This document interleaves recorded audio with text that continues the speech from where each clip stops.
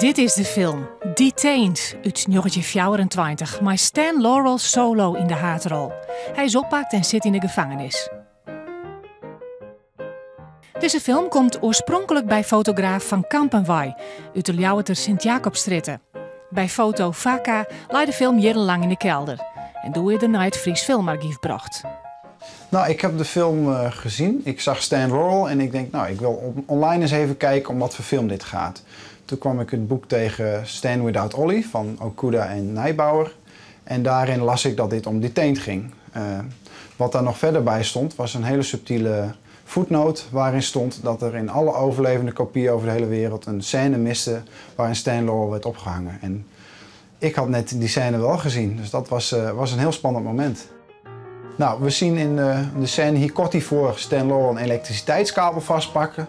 Door die kabel krijgt hij een schok en schiet hij dwars door een muur heen. Daarna komt hij heel ongelukkig met zijn nek precies in een galg terecht. Zijn nek die wordt buiten proportie opgerekt. Hij probeert zich aan de nek weer omhoog te klimmen, doet de galg af en zodra hij de galg af heeft, knalt hij door het plateau eronder en komt hij toevallig bij een andere medegevangene terecht die net een tunnel probeert te graven om te ontsnappen. Waarom wie deze scène er nou uitknipt?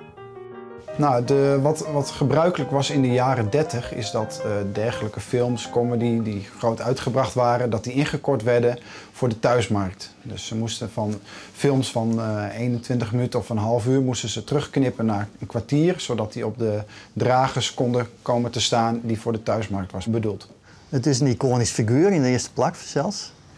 En het is een iconische scène.